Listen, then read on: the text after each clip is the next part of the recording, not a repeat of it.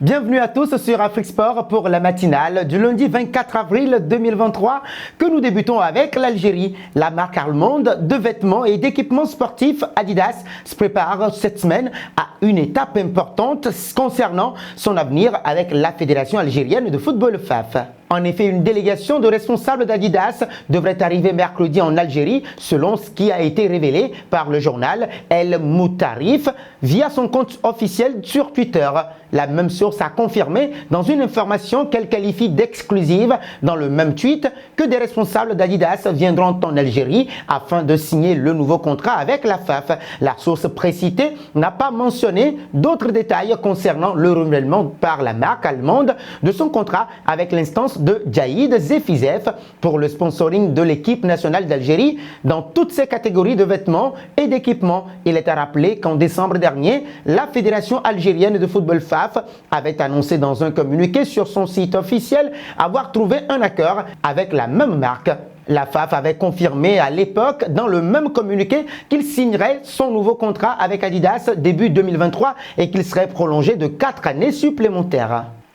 Filons au Bayern, bloqué par la concurrence, Nousser Mazraoui a pu gratter de précieuses minutes samedi 22 avril lors de la contre-performance du Bayern Munich à Mayence 1-3 pour le compte de la 29e journée de Bundesliga. L'arrière droit, 3 passes décisives en 21 matchs cette saison, est entré en jeu dès la 9e minute de jeu, profitant de la sortie sur blessure d'Alphonso Davies. Alors qu'il n'avait plus joué depuis le 8 avril à Fribourg 0-1, le natif de Leiderdorp pouvait voir son plaisir sur le prêt prolongé. Lui qui s'est plaint de son faible temps de jeu après la Coupe du Monde 2022. Le joueur formé à l'Ajax Amsterdam pourrait donc bénéficier d'un temps de jeu plus conséquent, d'autant plus que l'absence d'Alphonso Davies, victime d'une déchirure musculaire, rebat les cartes dans les couloirs de la défense. Alphonso Davies va manquer au Bayern pour l'instant. Le Canadien de 22 ans s'est blessé contre Mayence et souffre d'une déchirure musculaire à l'arrière de la cuisse gauche.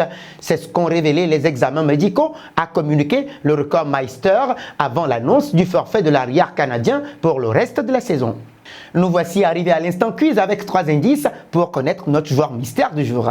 Premier indice, je suis un attaquant de 23 ans de la Série A. Deuxième indice, j'ai déjà joué pour la Fiorentina de 2018 à 2022. Troisième indice enfin, je suis serbe. Qui suis-je? Vos réponses sont attendues en commentaire. Nos félicitations à tous ceux qui ont répondu. Seko Fofana lors de la dernière matinale. C'était le joueur à trouver puisqu'il est un milieu de terrain de 27 ans qui fait son retour en France en 2020. Il est le numéro 8 et capitaine de Lens. Filons en France, c'était son deuxième match en professionnel consécutif plus est. Ce week-end, Lamine Camara prenait place dans le 11 de départ de Metz contre Saint-Etienne 3-1 pour la 32e journée de Ligue 2. Aligné en numéro 10 dans le 4-2-3-1 de Laszlo Beloni, comme une semaine plus tôt au stade Saint-Symphorien face aux Girondins de Bordeaux, le double champion Chan Canuvin a fait des misères aux Stéphanois sur la pelouse du Chaudron. Le pur produit de Génération Foot commençait en délivrant sa première offrande sous les couleurs messines à l'Ivoirien Kofi Kouao qui faisait le break pour les Grenats 0-2 12e. Le droitier butait ensuite sur Gauthier Larsonneur après un crochet sur Léo Petro dans la surface 22e. Intenable, il alertait une nouvelle fois le portier des Verts après un enchaînement crochet-frappe qui mourait sur le poteau. Mais le jeune Sénégalais allait connaître une seconde période bien plus compliquée. Camara répondait à la provocation de Mathieu Cafaro en lui faisant un cloche-pied. Monsieur Nicolas Renville sortait sur le coup son carton rouge et renvoyait le natif de Dioulou au vestiaire 79e. Celui qui a rejoint la France seulement début avril a alors fondu en larmes quelques minutes plus tard dans le vestiaire. Dans une vidéo qui circule sur les réseaux sociaux, ses coéquipiers essaient de le consoler. Lamine Camara manquera donc la réception du Paris FC dans le cadre de la 33e journée. Filons aux Pays-Bas. Alors que la 30e journée de Eredivisie se poursuivait ce dimanche, la rencontre entre le FC Twente et le Sparta Rotterdam a été marquée par plusieurs épisodes assez incroyables. Déjà, la physionomie de la partie a été plutôt spectaculaire avec plusieurs renversements de situation au rendez-vous. Dans le temps additionnel, c'est l'entraîneur adjoint du Sparta Rotterdam qui se faisait remarquer en craquant complètement. En effet, Jeroen Rajdijk venait stopper irrégulièrement près de son banc de touche Julio Pleguezuelo qui partait en contre sur un long ballon dégagé par sa défense alors que le chronomètre indiquait la 99e minute de jeu. Il a logiquement été exclu par l'arbitre pour avoir empêché le joueur du FC Twente de filer vers le but de son équipe. Une image spectaculaire à revoir en vidéo ci-dessous. Une chose est sûre, cette action devrait faire couler beaucoup d'encre dans les prochains jours aux Pays-Bas. Un passage au PSG, Lionel Messi au Barça, plus le temps passe et plus on semble s'en approcher. Les Catalans avancent peu à peu dans ce dossier et ont notamment déjà étudié la question avec la Liga, travaillant sur un plan financier pour rendre possible le retour de la Pulga et pouvoir l'inscrire sans contrainte du fair play financier espagnol. Et même si un retour à Barcelone venait à échouer, tout indique que Lionel Messi ne jouera pas au Parc des Princes l'an prochain.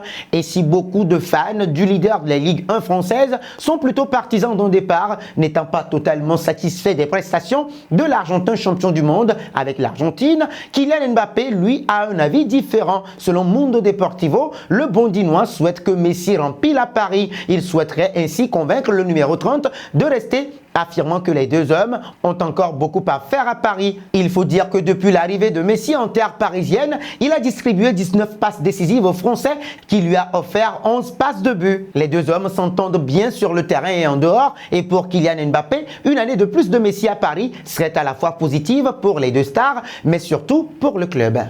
Terminons en Angleterre. Wembley sera rouge ou bleu le 3 juin prochain. Comme son homologue Citizen, vainqueur 3-0 de Sheffield United hier, mais nettement moins éclatant, Manchester United a validé son ticket pour la finale de FA Cup ce dimanche. Opposé à l'étonnant Brighton & Hove Albion, en demi-finale de la FA Cup, les joueurs d'Eric Ten Hag auront entretenu le suspense jusqu'au bout d'une séance de tirs au but irrespirable, mais victorieuse 0-0, 6-7 TAB.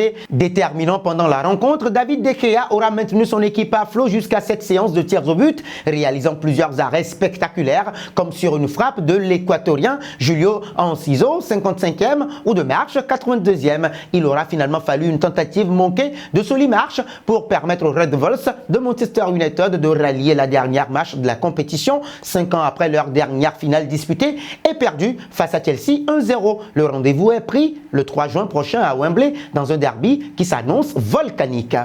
Et nous arrivons au terme de cette matinale que nous bouclons avec la question du jour. Quel serait le pari le meilleur d'ailleurs pour le Paris Saint-Germain? Garder le duo Mbappé-Messi ou conserver la doublette Neymar-Mbappé? Vos réponses sont attendues en commentaire. Mais en attendant, n'hésitez surtout pas de vous abonner sur Afrique Sport et d'actionner la cloche de notification pour ne rien manquer du football continental et international.